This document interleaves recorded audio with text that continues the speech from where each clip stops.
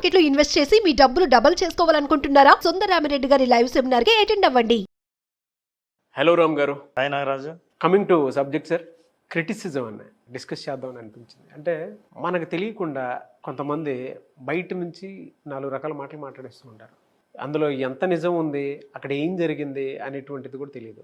And దాంతోపాటు కొంతమంది cinema మీద కొన్ని క్రిటిక్స్ రాస్తూ ఉంటారు రకరకాలుగా.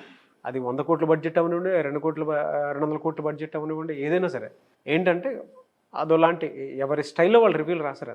అండ్ కొంతమంది క్రిటిసిజం చేసేటప్పుడు మనసుని గాయపరుస్తారు, అది తీసుకోలేమన్నమాట. ఎంత డీప్ హర్ట్ చేస్తారంటే, అరే మనం ఇది కాదే, పట్టుకొని అలా ఎలా అనేస్తాడు అనేటువంటి మానసిక సంఘర్షణలోకి వెళ్ళిపోతూ ఉంటాం. అది చాలా డేంజర్ సార్. దీనివల్ల సర్టెన్ ఏజ్ నుంచి క్రియేటివ్ లెవెల్స్ పెరుగుతూ ఉంటాయి, దాంతోపాటు ఫన్ కూడా పెరుగుతూ ఉంటుంది. వేరే వాళ్ళు ఆ క్రియేటివ్ లెవెల్స్ పెరిగే చోటే చేసి వచ్చేవాళ్ళు చూసి వచ్చేవాళ్ళు అనేటువంటి ఒక చిన్న క్రిటిసిజం అనేటువంటి ఒక మాటతోటి క్రియేటివ్ లెవెల్స్ని కూడా కిల్ చేసేస్తూ ఉంటారు. ఇది చాలామంది ఫేస్ చేస్తున్నారు. ప్రతి ఒక్కరి మానసిక సమస్య ఇది.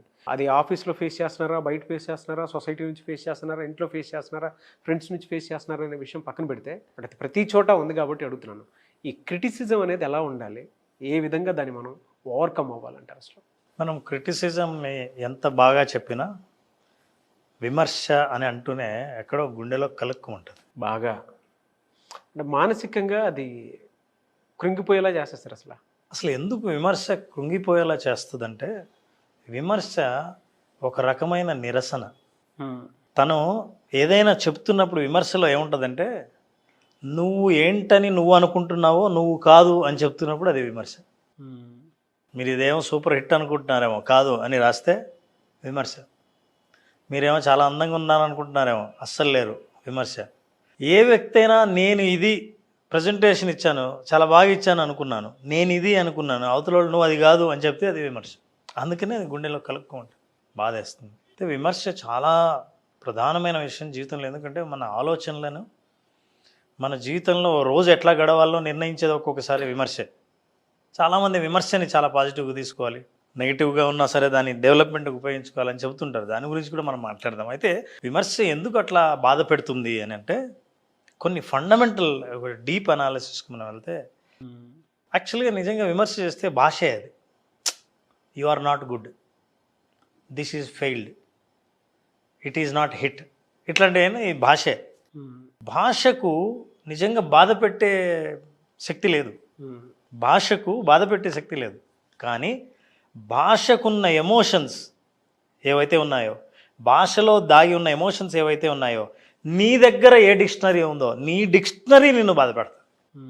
నువ్వు పనికిరావు అంటే, పనికి రాకపోవడం అనేది నా జీవితంలో ఇక దేనికి పనికిరాడు, ఈ ప్రపంచం నన్ను ఎక్కడికి వెళ్ళినా యాక్సెప్ట్ చేయదు అన్న మీనింగ్ నా డిక్షనరీలో ఉంటే, ఆ డిక్షనరీ మీనింగ్ నన్ను బాధ పెడుతుంది.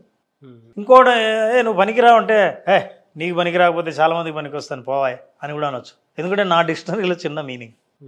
సో ఇది విమర్శ బాధ పెట్టేది దేని మీద ఆధారపడి ఉంటుందంటే, మీ డిక్షనరీలో ఎంత పవర్ఫుల్ మీనింగ్ మీరు ఇచ్చుకున్నారో అది చాలా ఇంపార్టెంట్. సో అది మనం తెలుసుకున్నప్పుడు ఏమవుతుందంటే, కొన్ని తేలిగ్గా తీసుకోవచ్చు, కొన్ని సీరియస్గా తీసుకోవాల్సిన అవసరం ఉంది. విమర్శ అంటే అన్నీ కొట్టిపారేసేది ఏం కాదు. అయితే ఒకటి అర్థం చేసుకోవాల్సింది ఏంటంటే, అవతల వ్యక్తి ఒక నిరసనను వ్యక్తం చేశాడు, తన అయిష్టతను వ్యక్తం చేశాడు, తన అభిప్రాయాన్ని వ్యక్తం చేశాడు. 3 రీజన్స్ ఉంటాయి ఎందుకు విమర్శిస్తారు. నెంబర్ 1, డెవలప్ అవ్వాలని విమర్శించవచ్చు.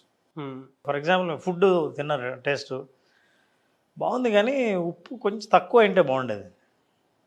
ఈ విమర్శే, చేసిన వాళ్ళ మీద విమర్శే, ఉప్పు ఎక్కువైందని. దాని అర్థం ఏంటి, ఉప్పు తక్కువైతే ఇంకా రుచిగా ఉండేది అని చెప్పడానికి. సో ఇంప్రూవ్మెంట్ కోసం విమర్శించవచ్చు. రెండవది నా ఒపీనియన్. నేను స్పెట్స్ పెట్టుకుంటే ఇంకొకరికి నచ్చకపోవచ్చు, ఒపీనియన్ అది కేవలం. అట్లా అని నన్ను తీసేసినట్టు కాదు, నేను బాగలేనని కాదు, వాళ్ళ ఒపీనియన్ని ఎక్స్ప్రెస్ చేస్తారు. ఈ ఒపీనియన్గానే మనం తీసుకుంటే అది మళ్ళీ కలుక్కుమనే స్థాయికి వెళ్ళదు. ఇది తన అభిప్రాయం. కానీ అతని పక్కనే ఇంకో వ్యక్తి ఉంటాడు, స్పెట్స్ పెట్టుకుంటారే మీకు చాలా బాగున్నాయండి అని అంటాడు, అది కూడా అతని ఒపీనియనే. సో ఈ 2 ఒపీనియన్స్ని నేనుగా అంటే ఇదంతా నా టోటల్ పర్సనాలిటీని డిసైడ్ చేసే ఫ్యాక్టర్ కాదు, it is only his opinion. Third, అవతల వాళ్ళ ఇంటెలిజెన్స్ని చూపించడానికి కూడా విమర్శించవచ్చు. నీకంటే నాకు ఎక్కువ తెలుసు, ఇందులో తప్పులు ఉన్నాయి, ఈ సినిమాలో ఈ పొరపాట్లు ఉన్నాయి అని వెతికి మరి రాయొచ్చు. సో ఇట్లాంటి విమర్శలో నా తెలివి ఏంటో మీకు తెలియాలని కూడా నేను విమర్శించవచ్చు. ప్రధానంగా ఈ 3 కారణాలు ఉంటాయి. అయితే విమర్శ ఎదుర్కొనే వ్యక్తికి ఏ కారణమో అంచనా వేసుకోలేకపోతే అన్ని కారణాలని ఒకే కారణంగా తీసుకుని నన్ను బాధ పెట్టడానికే, నన్ను తీసేయడానికే, నన్ను పూర్తిగా పక్కనేసినట్టే. విమర్శను బాగా మెచ్యూర్డ్ అయిన వ్యక్తి, లైఫ్లో బాగా ఎక్స్పోజర్ ఉన్న వ్యక్తి విమర్శను ఎలా తీసుకుంటాడంటే వింటాడు. విని ఫీల్ అవ్వడానికి ముందు దాన్ని అక్కడ వింటాడు, ఇక్కడికి తీసుకొచ్చి అనలైజ్ చేస్తాడు. ఆ తర్వాత ఎంత తీసుకోవాలో అంత ఫిల్టర్ చేసి తీసుకుంటాడు. అందుకే మహాత్మా గాంధీ అంటాడు, మిమ్మల్ని ఎవరైనా విమర్శించే వాళ్ళు ఉంటే అదే పనిగా దయచేసి ఎలాగోలా వాళ్ళ ఇంటి ఎదురుగా ఒక ఇల్లును సంపాదించి రెంట్కైనా ఉండి అతని ఇంటి ఎదురుగా ఉండండి. రోజు పొద్దున్నే మిమ్మల్ని ఇంప్రూవ్ చేయడం కోసం డబ్బులు తీసుకోకుండా మీకు మేలు చేసే ఒకే ఒక వ్యక్తి అతనే. What an examples. అది విమర్శిస్తాయి మనం అంటే తీసుకుంటే. అదే కాదు, ఇంకొక అద్భుతమైన కొటేషన్ ఉంది ఏంటంటే, nobody can insult you without your permission. అవును. ఇతరులు మిమ్మల్ని మీరు పర్మిషన్ ఇవ్వకుండా మిమ్మల్ని బాధ పెట్టుకోవడానికి ఎవరు మిమ్మల్ని బాధ పెట్టలేరు, మీరే పర్మిట్ చేస్తున్నారు. అంటే వాళ్ళంటే ఫీల్ అవుతాం, వీళ్ళంటే ఫీల్ అవుతాం, వాళ్ళంటే అంటే వాళ్ళందరికీ మీరు పర్మిషన్ ఇచ్చారు మిమ్మల్ని బాధ పెట్టడానికి. సో ప్రతి విమర్శ బాధకు దారితీస్తే ఆలోచన కట్ అవుతుంది. ఆలోచించాలంటే ఆలోచించడానికి కొన్ని లాజిక్స్ ఉన్నాయి, సింపుల్ లాజిక్స్ ఉపయోగించాలి. ఫర్ ఎగ్జాంపుల్, విమర్శ ఎవరి దగ్గర నుంచి వస్తుంది అన్నది చాలా ఇంపార్టెంట్. హూ ఈజ్ క్రిటిసైజింగ్ మీ అంటే మీకు అర్హత ఉందా, అంత క్వాలిఫికేషన్ ఉన్నవాడేనా, ఎక్స్పర్టేనా, సబ్జెక్ట్ మ్యాటర్ ఎక్స్పర్టేనా? మీరు అది చూసినప్పుడు నెంబర్ 1, ఫ్రెండ్స్ అండ్ పియర్స్. మీతో పాటు ఉన్న మిమ్మల్ని దగ్గరగా చూసిన మీ తోటి ఉద్యోగులు కావచ్చు, మీ ప్రొఫెషన్లో ఉన్న తోటి వాళ్ళు కావచ్చు, మీ ఫ్రెండ్స్ కావచ్చు, వాళ్ళ దగ్గర నుంచి వస్తుంటే మీరు ఎంతగా తీసుకోవచ్చు. ఫ్రెండ్స్ ఏముందా అనుకుంటూ పోతుంటారు, దాన్ని అంత సీరియస్ తీసుకోక్కర్లేదు. లేదా ఫ్రెండ్స్తో డిస్కస్ చేయొచ్చు, అవును ఎందుకన్నారు, ఏమి ఇంప్రూవ్ చేయొచ్చు అని.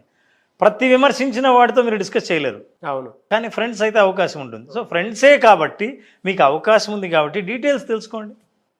Second, seniors, supervisors, leaders, boss, manager, మీ పైన ఉన్నవాళ్ళు. మీరు ఎవరితో అయినా పని చేయించుకుంటుంటారు, విమర్శిస్తారు. విమర్శించాడంటే మీనింగ్ ఉంటుంది, ఎందుకంటే మీరు ఎక్స్పెక్ట్ చేసే అవుట్పుట్ వేరే. ఈ అవుట్పుట్ రాకపోతే విమర్శించే హక్కు మీకుంది. మరి అలాంటి వాళ్ళు విమర్శించకపోతే ఎవరు విమర్శిస్తారు అంటే అతని లెవెల్కి ఇంకా మీరు చేరలేదని. ఎగ్జాక్ట్లీ అన్న. సో మన పైన వాళ్ళు, మన పై అధికారులు, మనం ఎవరికైతే రిపోర్ట్ చేస్తున్నామో వాళ్ళు విమర్శిస్తే ఆ విమర్శను డెవలప్మెంట్గా తీసుకోవచ్చు. ఎందుకంటే మీ పనితీరును బాగుందో బాగోలేదో సర్టిఫై చేసేవాళ్ళు వాళ్ళే. మరి వాళ్ళు విమర్శించారంటే బాగాలేదనేగా. అవును.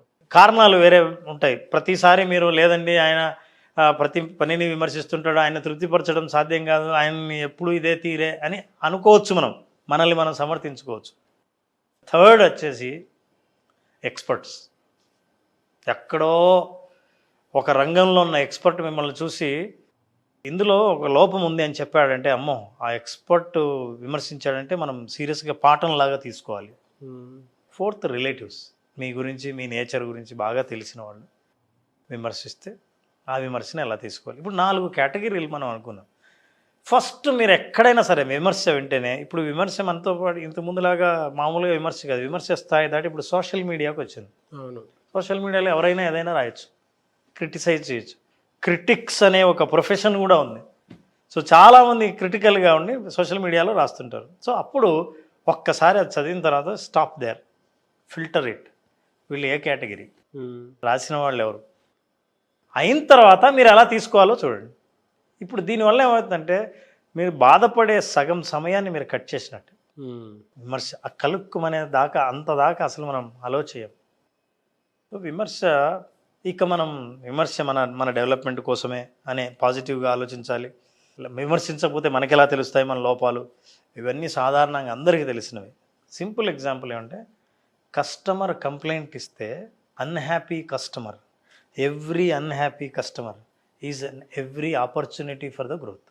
సార్ నేను మొబైల్ కొన్నానండి, అదేంటి హ్యాంగ్ అయిపోతుంది, వీడికి సరిగా వాడడం తెలీదు అనొచ్చు. అవును. అరే టెక్నికల్ టీమ్కి ఇమీడియట్గా ఇన్ఫార్మ్ చేయాలి, హ్యాంగ్ అయిపోతుంది, థ్యాంక్స్ అండి, ఇట్లాంటి 100, 200, 300 ఫోన్లు ఎక్కడ హ్యాంగ్ అవుతున్నాయేమో, మళ్ళీ నెక్స్ట్ బ్యాచ్లో మళ్ళీ హ్యాంగ్ అవ్వచ్చేమో, వెంటనే టెక్నికల్ వాళ్ళకి చెప్పి కరెక్ట్ చేస్తే ఎన్ని లక్షలు ఎన్ని కోట్లు మీరు సేవ్ చేస్తారు. అవును, every customer complaint is an opportunity. True sir అదే. సో 5వది ఏంటంటే స్ట్రేంజర్స్. మనకి ఏ ముఖ పరిచయం లేకపోయినా సరే సోషల్ మీడియాలోకి మీరు వెళ్తే ప్రపంచంలో ఏ మూలల నుంచైనా ఎవరైనా వచ్చి ఏమైనా విమర్శించవచ్చు. సో ఇంతమందిని మనం చూసాం, పియర్స్ని, relatives, experts, managers, then strangers. ఇప్పుడు మీరు సీరియస్గా ఆలోచించాల్సింది లేనిది, చూడాల్సింది ఏంటంటే స్ట్రేంజర్ మాట్లాడినాం. ఎవరో స్ట్రేంజర్ మీ గురించి తెలియని వాళ్ళు మాట్లాడితే మీ గురించి అంతా తెలిసినట్టు, నిజంగా మీరు వర్త్ని వాడు డిసైడ్ చేసినట్టు మీరు ఫీల్ అవుతే ఆ విమర్శ ఎప్పుడు బాధ పెట్టేదిగానే ఉంటుంది. విమర్శకి ఒక పద్ధతి ఉంది. చాలామంది విమర్శిస్తే అది ఇంపల్సివ్ అంటాం, అంటే ఎప్పుడు అనిపించిందో చెప్పడం. అది గొప్ప విషయం కాదు. చాలామంది చెప్తుంటారు, నేను మొహాన్నే చెప్తుంటాను ముక్కుసూటిగా అని. అదేం పెద్ద గొప్ప విషయం కాదు, ఎవరేం చేస్తారు ఆ పని. కానీ ఆలోచించి చేయడం ఉందే, అది అందరి వల్ల కాదు. కాబట్టి ఎప్పుడైనా దానికి ఒక శాండ్విచ్ మెథడ్ అంటారు. శాండ్విచ్ మెథడ్ అంటే ఫస్ట్ మీరు ఒక పాట పాడారు, పాటలో ఏం బాగా పాడారో చెప్పే బాధ్యతను తీసుకొని ఆ తర్వాత ఏం బాగోలేదో విమర్శించే హక్కును మీరు పొందొచ్చు. బాధ్యత లేకుండా హక్కు రాదు. Tell them one good thing what they did. అప్పుడు ఏమవుతుంది, అవతల వాళ్ళు కొంచెం ప్రశాంతంగా రిసీవ్ చేసుకునే స్థాయిలో ఉంటారు. సో ప్రతి విమర్శించే వాళ్ళు మీ దగ్గర భాష ఉంది, అవతల వాళ్ళలో తప్పు ఉంది కదా అని వెంటనే విమర్శించకుండా, ఒప్పులు కూడా ఉంటాయి కాబట్టి ఆ ఒప్పుని మెచ్చుకున్నాక తప్పుని విమర్శించే హక్కును మీరు పొందితే యూ విల్ బి యాక్సెప్టెడ్. అవతల వాళ్ళు మిమ్మల్ని యాక్సెప్ట్ చేస్తారు. ఇక విమర్శ తీసుకునే వాళ్ళు చాలామంది బాధపడడానికి కారణం ఏంటో తెలుసున్నారు, అవతల వాళ్ళ స్టేట్మెంట్లో వీళ్ళ వర్త్ను చూసుకుంటారు. అవతల వాళ్ళకు మాట చెబితే అదే నా వర్త్ అని, మీ విమర్శలో నా వర్త్ తీసేసినట్టే అని. Your self worth is different, their comment is different. వాళ్ళు ఒక యాక్షన్ మీద, ఒక పని మీద, ఒక తప్పుని మాత్రమే విమర్శించారు. దాని అర్థం మీ జీవితమే మీరే అది కాదు, అది కేవలం ఒకటే అని తెలుసుకోవాలి. Number 2, let us accept we are not perfect.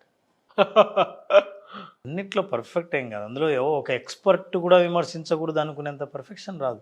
చాలామంది ఎవ్రీబడి షుడ్ యాక్సెప్ట్ దిస్.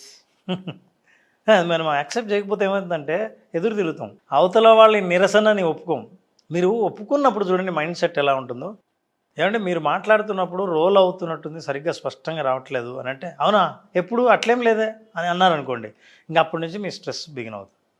అంటే డిఫెన్స్ మెకానిజం, మిమ్మల్ని మీరు కాపాడుకోవడానికి ప్రయత్నిస్తారు. అవునండి నాకు కొంచెం ఆ సమస్య ఉంది, నేను కూడా ఆలోచిస్తున్నా అంటే ఇంకా అవతల వాళ్ళు విమర్శించడం ఆగిపోతారు. ఎందుకంటే మీరు యాక్సెప్ట్ చేశారు కదా. మీరు ఎప్పుడు యాక్సెప్ట్ చేయలేదో నేను దాన్నే నొక్కి బాధ పెడతాను. అవును, అప్పుడు మనం పర్మిషన్ ఇచ్చినట్టే అవతల వాళ్ళకి మనల్ని బాధ పెట్టే permission. So accept it, take it and then think about it. మీ విమర్శ మీ సెల్ఫ్ వర్త్ కాదు, యువర్ వాల్యూ ఇస్ డిఫరెంట్. ఎందుకంటే అవతల వాళ్ళకి మీ గురించి, మీ జీవితం గురించి పూర్తిగా తెలియదు. మీరే మీ జీవితం గురించి అవతల వాడు తెలిసినోడే విమర్శించినట్లు బాధపడితే. And take action. Take action is that, మీరు దేన్నైతే విమర్శించారో దాన్ని కరెక్ట్ చేయాలని అనుకుంటే యాక్షన్ తీసుకోండి.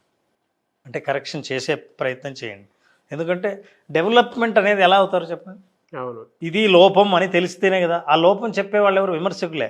కాకపోతే విమర్శకులు ఒక మాస్క్తో ఉంటారు, మీకు శత్రువులు లాంటి మాస్క్తో ఉంటారు.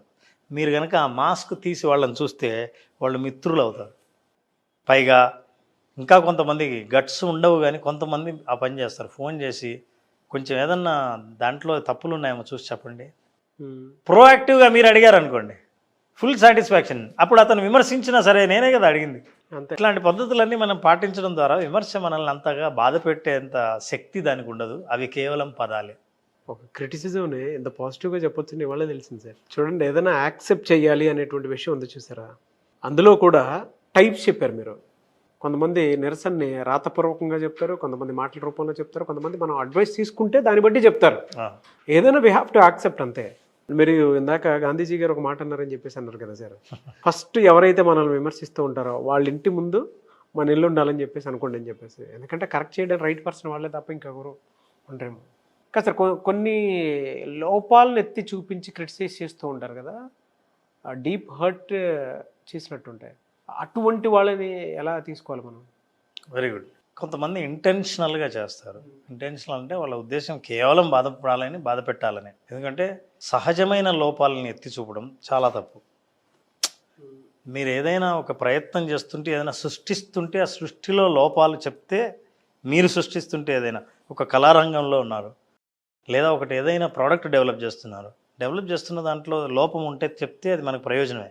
కానీ సృష్టిలోనే అంటే పుట్టుకతోనే వచ్చిన లోపాలను ఎవరైనా విమర్శిస్తుంటే అది కేవలం బాధ పెట్టడానికి. ఇప్పుడు విమర్శ అనేది మన సుబ్రావు ఏం చేశాడంటే, సుబ్రావు గాడిద, సుబ్రావు కొడుకు ముగ్గురు కలిసి, అది ఇంట్లో పెంచుకునే గాడిద, దాన్ని చెరువుకి వెళ్ళి చెరువు నుంచి ముగ్గురు వస్తుంటే ఎదురుగా ఎవరో పెద్ద మనిషి ఎదురుపడి, ఏమయ్యా బుద్ధి ఉందా, గాడిదని పెంచుతున్నావు, మీ పిల్లోని నడిపిస్తున్నావు, గాడి మీద ఎక్కించవచ్చు కదా, ఎందుకు నడిపిస్తున్నావు అంటే, అరే కరెక్టే అని గాడి మీద ఎక్కించాడు. ఇంకా ముగ్గురు వెళ్తున్నారు, మళ్ళీ ఇంకో పెద్ద ఆయన కనిపించాడు, వీళ్ళ కొడుకుని తిట్టాడు, బుద్ధి ఉందా, మీ నాన్న నడుస్తున్నాడు, నువ్వు గాడిద మీద కూర్చున్నావు, మీ నాన్నను కూర్చోబెట్టవచ్చు కదా, అరే కరెక్టే కదా, దిగి వాళ్ళ నాన్న కూర్చున్నాడు. ఆ తర్వాత ఇంకా దూరం పోయిన తర్వాత, అయ్యా గాడిదే బరువులు మోస్తుంది, ఒకడు నడిచి ఒకడు పైకి ఎక్కడ మీద ఇద్దరు కూర్చోవచ్చు కదా అని. అవును కరెక్టే కదా అని మళ్ళీ ఇద్దరు కూర్చోడం పడ్డాను. వాళ్ళు నడుస్తూ వెళ్తుంటే మళ్ళీ ఇంకొక పెద్ద ఆయన కనిపించి, ఏమయ్యా మీరు మనుషులు అసలు జంతువు మీద ఇద్దరు కూర్చొని తిరుగుతున్నారు అని అన్నాడు. అరే అవును కదా అని. చివరికి ఇంటికి ఎట్లా వెళ్ళారు తెలుసా, వీళ్ళిద్దరు కలిసి గాడిదని మోసుకొని ఇంటికి వెళ్ళారు. మీరు ప్రతి విమర్శను సీరియస్గా తీసుకుంటే సుబ్రావు పరిస్థితే. కాబట్టి విమర్శల్ని అసలు నవ్వుకునేటట్టు కూడా ఉండాలి, మన విమర్శ మీద మనమే జోకేసుకునేటట్టు కూడా ఉండాలి. తెలుసా నేను నిన్న ఏం చేశానో అని చెప్తే అవతలవాడికి షాక్. మీరు డిఫెండ్ ఎప్పుడైతే అయ్యారో దాన్ని ఎత్తి చూపుతుంటాడు. మీరు ఎప్పుడైతే కాపాడుకోవాలని చూసారో, అది బయటపడకూడదని అనుకున్నారో, మీరు ఏది దాచిపెడుతున్నారో అవతల వాళ్ళు దాన్ని హైలైట్ చేస్తారు. నేనే హైలైట్ చేస్తే నిన్న జారి కింద పడ్డాను తెలుసా, అసలు భలే తమాషా. చూసినవాడు ఇంకా నువ్వే జోక్ వేసుకున్నావు, ఇన తర్వాత నేనే ఉంటా, వాడికి అవకాశం లేదు.